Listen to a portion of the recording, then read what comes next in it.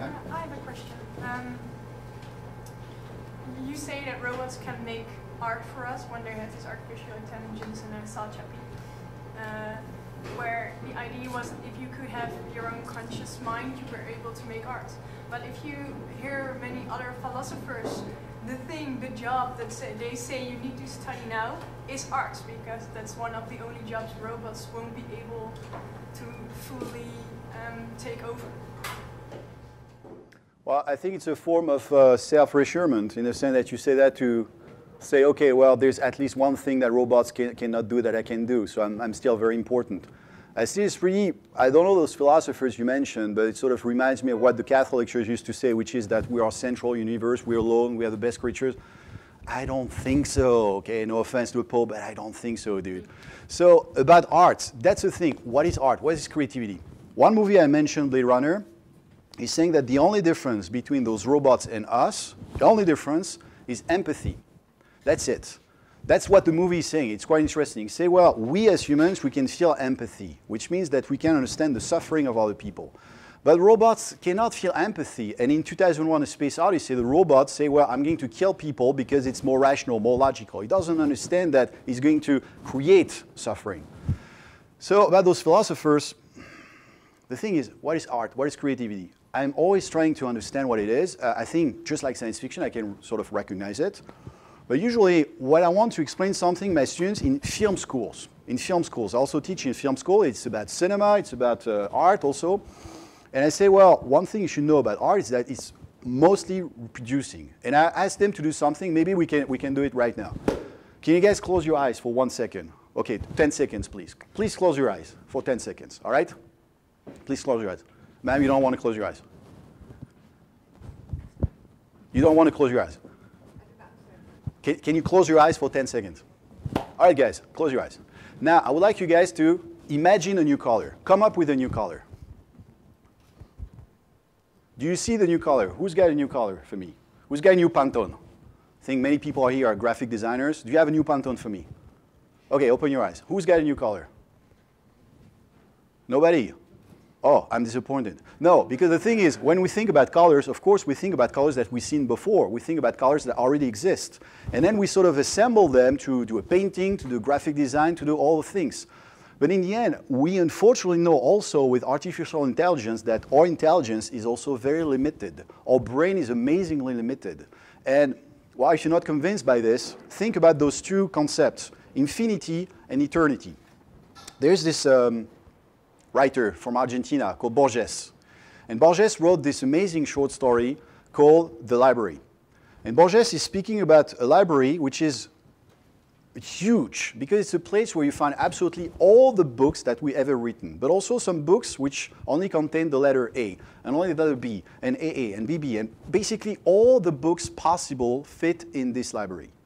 And the thing is, if you think about it, you cannot imagine how big it is.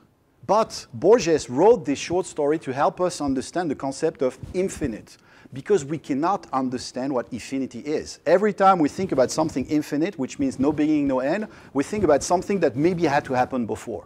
So brains, unfortunately, are quite limited. No offense to anybody. I'm not calling you idiots, okay? I'm also part of this. But I'm saying, well, brain is limited. So when it comes to being creative, we also create by imitating, reproducing, transforming. It's all about style also. It's like when Hitchcock was asked, what is the best script ever? He said, A Man Loves a Woman. That's it. Because then it's all about the style. It's all about how you're going to shoot it. Because if you ask Hitchcock to shoot A Man Loves a Woman, it will be a great movie. If you ask Michael Bay to shoot it, it will be a disaster with a bunch of CGI and explosions.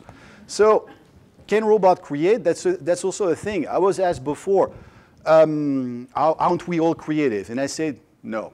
I don't think that we're all creative. I don't think that everybody can create. But I think, well, many people can create. But then again, creation, answering what is art, as you know, is extremely complex. But I think in the end, robots can create just like us. Why not? If we can also teach them how we're going to create, how we're going to feel, how we're going to, all those things that sort of define humanity, why not?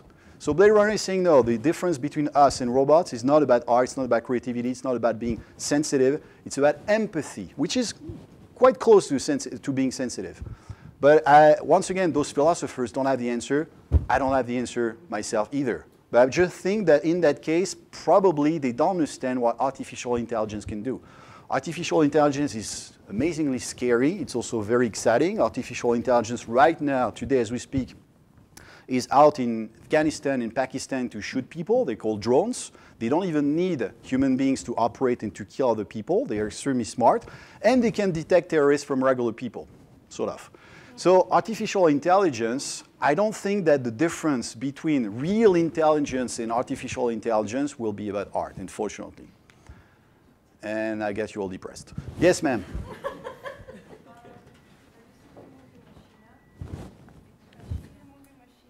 I've seen XMasina. Is that the one before?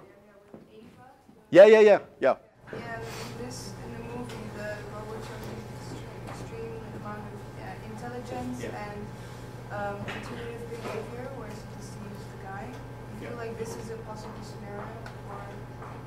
Let me ask you, did you like the movie? Did you like it? Yeah? But I was also a little bit afraid of it. Why is that? Can you tell me why you were scared when you saw the movie? I was afraid of it because it was human-like, but isn't really human. And I was afraid of it because it is smarter, faster, stronger, better than I am. And so what's wrong with that? I mean, probably a lot of people are stronger than you. I'm probably stronger than you. But are you scared of me because I'm stronger? No. Then what? I mean, my point is, yeah, the thing is, if you define this, being stronger, smarter, whatever, okay, fine, whatever. But maybe you were scared that in the end, once again, robots are in science fiction to make us think about ourselves. It's the other. So we're going to define also ourselves depending on this other. And I think that the fear that we have when we watch this movie, I like the movie. I thought it was quite well done. I think it was interesting. Nothing really new, but I think the style was good. But I think that the reason why we felt uncomfortable is that we sort of felt useless after this. We felt like, okay, well, why should we remain as a species on Earth if this creature can be smarter, stronger, faster, replace itself? As you can see, she takes an arm and that's it, she's got a new arm. So I think that was more the idea that maybe we're going to become obsolete once we're done with this creature. But those philosophers that were mentioned before, I think, first of all, there's enough space for everybody on Earth. I think that if we create a species, maybe we can actually live with that species. That's what XMasina is saying, instead of fighting each other, which is, again, very American science fiction. The reason why I want more Dutch science fiction is that Americans always solve problem with violence. Like we have a problem, boom, more violence. And like, the Dutch, maybe they will discuss it. They will, if you have aliens, probably the Americans will attack it with bombs. Dutch will say, hey, come over, let's have a gezellig talk and stuff and see how we can, mingle and stuff. But I think this is really what science fiction, what American science fiction is saying, to also teach us to be scared of the future. But I also saw the TV show, the Swedish one you were just talking about, The Real Human. And in there's a lot of violence as well. There's a lot of violence. But where the violence is coming from? It's like the egg and the chicken.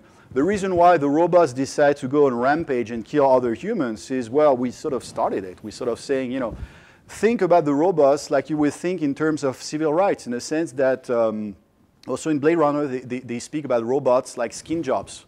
So, and they say in the movie, well, they speak about robots the way we used to speak about African Americans in the US, about people who were different, about people that were inferior. So, yeah, well, people get scared that maybe those inferior will come over and take the power. And that's what you can feel so a lot in American science fiction. Now, if you want to feel better about robots, there's a new movie that is not awesome, but Tomorrowland, Project T, Walt Disney. It's super Walt Disney. It's very Walt Disney. The slogan is "Remember the Future." It's actually more optimistic with Mr. Nespresso. George Clooney is in it. It's more optimistic, okay? And it's more like, hey, you know what? Maybe actually robots can live side by side with us. So once again, the philosophers, we don't have the answer because the future doesn't exist. The future is going to be what we make it. So if we're scared of the future, then maybe it's time to actually think about it and be concerned. That's also why today I focus more on creativity, because I thought it was more interesting. But you should know that you're not the only one scared of artificial intelligence. You have Bill Gates, Stephen Hawking, and Elon Musk, which are, I would say, quite good thinkers. And they recently released a petition saying, we have to be very scared of what artificial intelligence can do if we don't control it, because artificial intelligence in the end is going to go rogue. and we will not be able to control it, and we have no idea what's going to happen. So you're not the only one who is concerned about the future, but once again, the future is not set already, okay? It doesn't exist. You cannot predict the future. Science fiction is not predicting the future.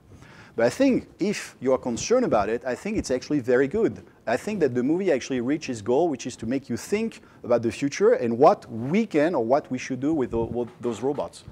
But yeah, go and see Project T. It's more, you feel more, okay, then I can go with the future. I think I can go. And George Clooney, he's nice. One more question back. Yeah, I'm sort of out of sight. Sorry. I'm terribly sorry, but maybe I can go there. I think we can have like one or two more questions after this, and then because I guess some of you have to go to work after this. Do you want me to answer with yes or no? Then I don't know about you. let's try. Let's try. Well, one of the things about being uncomfortable with robots is, of course, that we don't understand what their purpose is. And definitely for the first kind of intelligent robots, it will be true that we will have created them, which means that we will have also created sort of their goals. We've programmed this. What do you think would be like a good goal for us to program into these robots? Yes. Next question. No, I'm kidding. Good goal. Yeah, in science fiction, for instance, there's this concept called von Neumann machines, which mean that robots are going to make robots, which are going to make robots, and so forth. And that's how you terraform a land. Honestly, I don't have the answer. I just think that, for instance, they asked me prior to Creative Morning, they say, what kind of robots would you like? And I say, well, honestly, a robot cooking for me sounds good.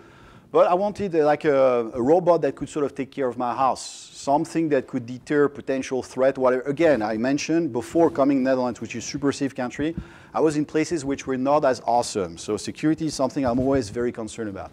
But it all depends, once again, why we need these people and also what kind of job we don't want to do anymore. So, for instance, say again? So as servants? I think so. I think servants, but that's why I think the show I mentioned, Real Humans, is very good because it says, for instance, that it shows a couple and we're all adults here, so they don't have sex anymore. So the woman is going to buy a robot, which is basically a personal sexual assistant because the husband doesn't want to do it anymore. He prefers pornography, which is also a problem in the United States and many places, that humans prefer pornography to the real one. So it's also some form of virtual sex. And so she's going to have sex with this guy because her husband doesn't want to do it. So I'm like, okay, fine. Well, so far I don't have this problem, but it all depends on what we want the robots to do that we don't want to do anymore. So for instance, taking of the trash, well, in France, I know that we didn't want to do that because we became super rich. So we asked people from Morocco, Algeria to come to France, take care of the trash, to do all the things that we don't like. I think that's the kind of job that robots could probably do better, and that will be a job that I think that robots would not mind the fact that they don't have a lot of dignity when they do it. But again, it all depends. There's also a quite great movie I didn't mention, but I'm sure you've seen WALL-E, and in the end, we become like super fat, super lazy, so robots do absolutely everything for us, and all we do is just gurgle soda and eat burgers and watch TV. Yeah, maybe that's the dark picture. But I would say if I was to think about robots, I would say definitely things that we don't want to do anymore. But then again, we also have to redefine what we mean by job. Personally, I love my job. I think a robot could do my job. I think it could do my job. But I love my job, so I wouldn't like a robot to do my job so I can do something else, you see? But I'm sure a lot of people would like a robot to do their job so that maybe they have the chance to do something better, maybe something more interesting and more creative. That's what I have for you. Yeah, kind of related to that. You say, that got me thinking, your answer. We want robots to do what we cannot do or what they can do better, but then I'm thinking the thing that we really don't do very well as humans and what other animals and species do better is just live in harmony with nature and with their environment. And could we have, that's something I think we are feeling as a society, could we have robots to help us in that way? Can they actually, would they be able to live in harmony with? Which animals live in harmony? Not in harmony with each other, but at least there is an equilibrium, ecological, and they don't shake up the whole environment, and they don't make. I'm not sure. because When I look at beavers, for instance, well, there's a lot of animals that really destroy the environment, then they move on. Locusts, yeah, I mean, there's a lot of, I'm not as enthusiastic about animals, I would say. I have 3 cats, and when I look at them, I'm like, okay, I'm so glad I'm a human. So I'm not completely sure.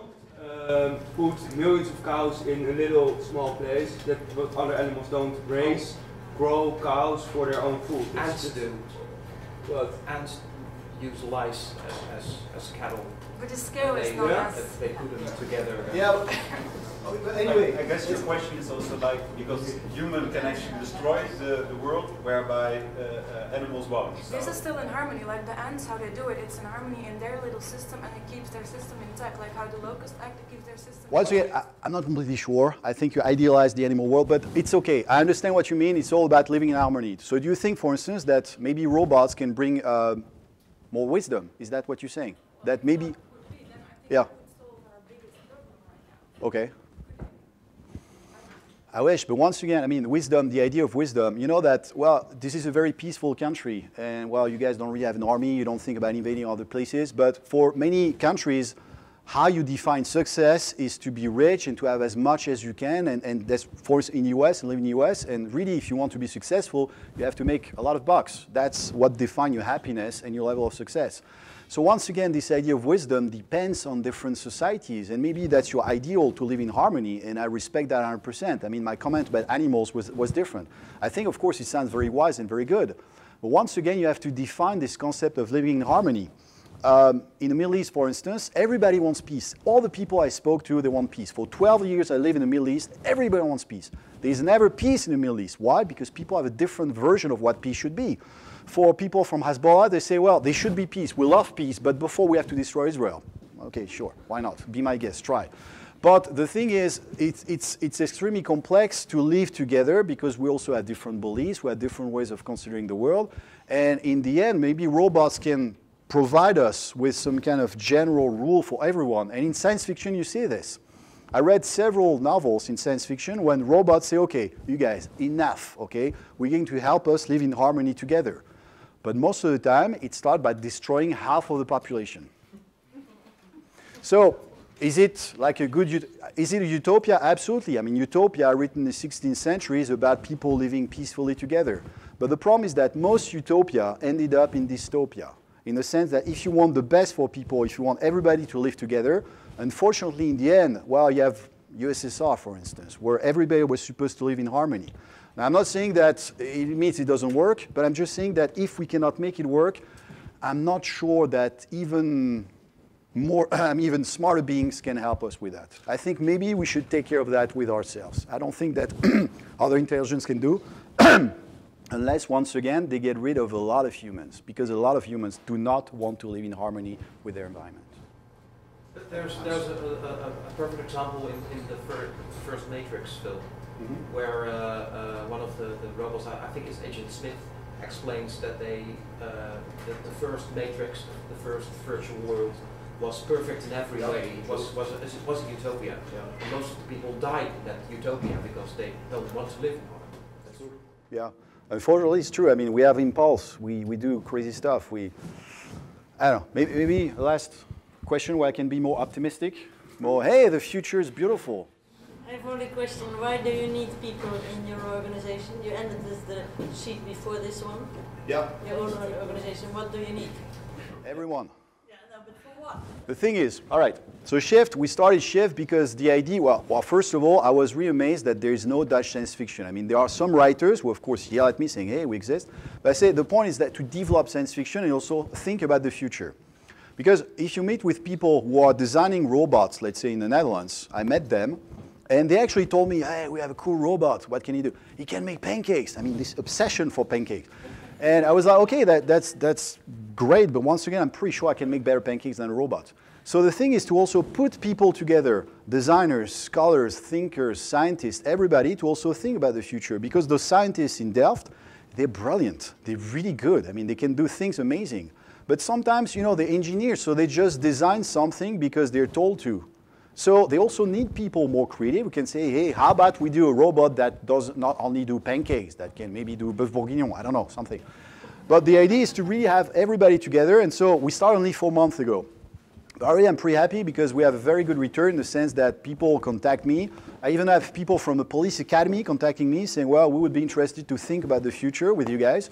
And so we need humans, not so much robots, to just think and to think about further improvement. For instance, the next thing that we do is we ask people, designers, scientists, politicians, everyone, to provide us with 2-3 pages about how they see the Netherlands in 2030 already. So it's pretty close. But how would they see this? I will also write a piece, and my piece is called the Nordic Union. In 2030, there will be union between Scandinavia and the Netherlands, all the smart country, not France, Britain, whatever, all the smart countries together to also help with how the world should be ruled.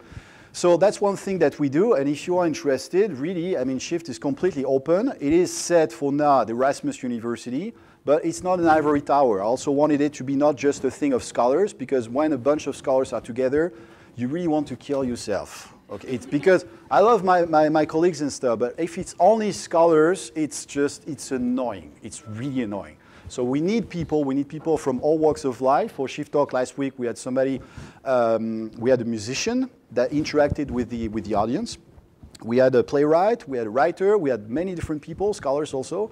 And so Shift now is very young, and Shift will be what we make of it. So if you're interested, be my guest. Yes, thanks all having you here. Thank you. Thank you. And please enjoy the by humans made stroopwafels and coffee. So thanks a lot. Pancakes? No pancakes.